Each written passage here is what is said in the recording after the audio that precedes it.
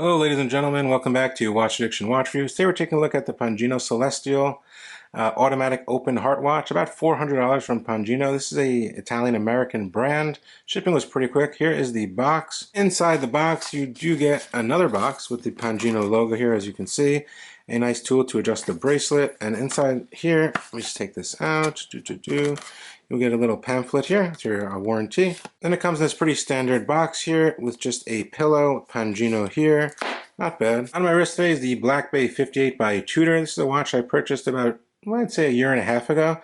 It's been running great ever since. Most of you guys are very familiar with the new Tudor models and most of the the new movements inside of them. About a 70-hour power reserve.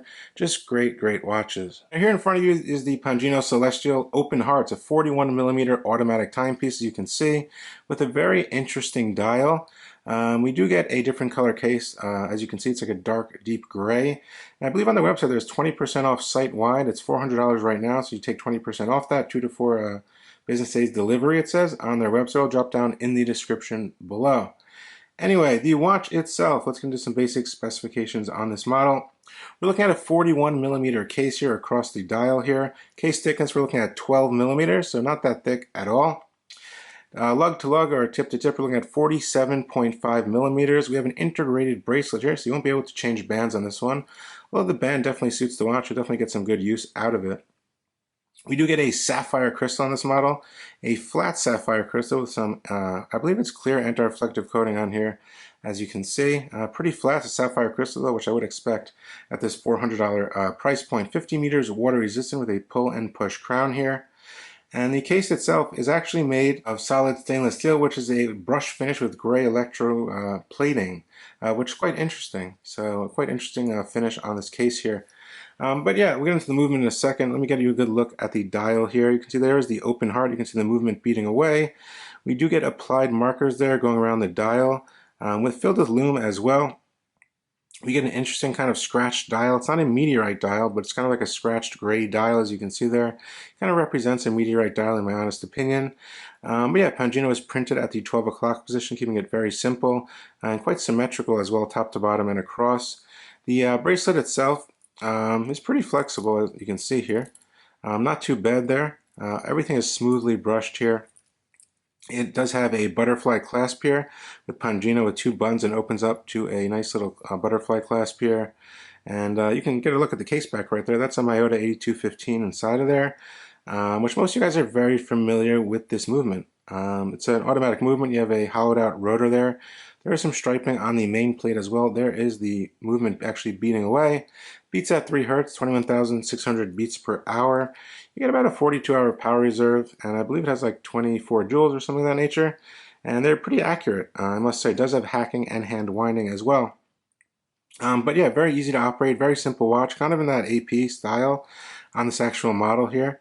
But yeah, it doesn't look too bad. Get self-winding in the first position here, which is pretty smooth. Easy to grip this crown here, which is signed with the Pangino logo there. There is drilled lug holes as well. If you want to swap it on, maybe they have a rubber band on the website. Not exactly sure. You can check out on the website. Pull out one position, as you can see on this one. We do get hacking, so you can precisely set the time here. Everything functions pretty good, and yeah, push it back down. As you can see, when you pull the crown out, the wheel will stop over here, the balance wheel. And that'll stop the movement, stop the seconds, and push it back down. You get a nice sweep again at 3 Hertz. But yeah, you can get a glimpse of the movement to the case back. I'd do a little closer in on that. Case back is polished in stainless steel, states Japanese movement, all 316L stainless steel. And it's not a bad looking movement, in my honest opinion. You get some nice striping there, hollowed out rotor. And you can basically see the whole, mechanism, straight through the back, which is very nice. Most people do like to see the movement. Some don't on these types of movements. But for me, it doesn't really matter. But yeah, this watch does have a lot of lume as well. It's a perfect size for my 6.5-inch wrist.